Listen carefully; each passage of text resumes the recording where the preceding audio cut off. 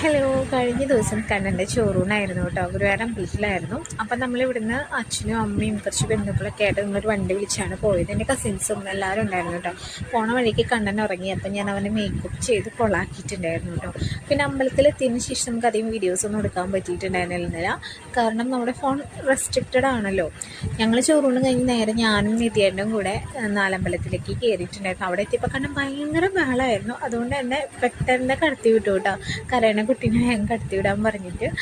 അങ്ങനെ ഗുരുവായൂരപ്പനെ കണ്ട് കുറേ തൊഴുതു. ഞാനും ഗുരുവായൂരപ്പനും തമ്മിൽ വലിയൊരു ബന്ധമുണ്ട് കേട്ടോ. കാരണം എൻ്റെ ഏത് സന്തോഷവും ഏത് സങ്കടവും വന്നു കഴിഞ്ഞാൽ ഞാൻ ആദ്യം പോയി പറയുന്നത് ആളുടെ അടുത്താണ്. ആൾ കഴിഞ്ഞിട്ടേ ഉള്ളൂ എനിക്ക് എന്തും. നിങ്ങൾ ശ്രദ്ധിച്ചിട്ടുണ്ടോ എന്നറിയില്ല, എൻ്റെ താലിമാലയുടെ ഒപ്പം ഞാനൊരു ഗുരുവായൂരപ്പൻ്റെ ലോക്കറ്റ് കൊണ്ട് നടക്കുന്നുണ്ട് കേട്ടോ.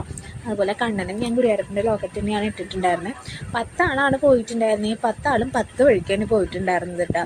അവസാനം അവരെ തപ്പാൻ നിധിയേട്ടൻ പോണ്ടി വന്നു. അപ്പോൾ ഞാൻ എന്നെയും കണ്ണനെ ഒരു സ്ഥലത്ത് ഇരുത്തി. അപ്പോഴാണ് ഞാൻ ഈ വീഡിയോസൊക്കെ എടുത്തിട്ടുണ്ടായിരുന്നത് കേട്ടോ. അത് കഴിഞ്ഞ് വരുന്ന വഴി ഞങ്ങൾ ഭയങ്കര ഡാൻസൊക്കെ ആയിരുന്നു കേട്ടോ വണ്ടിയിൽ.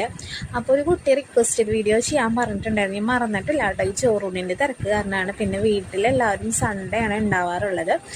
അത് കാരണമാണ് കേട്ടോ ഞാൻ വീഡിയോ ചെയ്യാനായിട്ട് ലേറ്റ് ആവുന്നത്. എന്തായാലും എത്രയും പെട്ടെന്ന് ചെയ്യാം. അങ്ങനെ കണ്ണൻ്റെ ചോറൂണ് കഴിഞ്ഞിട്ടുണ്ട്. അപ്പോൾ ചോറൂണിൻ്റെ ഫോട്ടോസ് ഒന്നും അയച്ചവർ തന്നിട്ടില്ല. 1 വീക്കിനുള്ളിൽ അയച്ചു തരാമെന്നൊക്കെയാണ് പറഞ്ഞിട്ടുള്ളത് കേട്ടോ.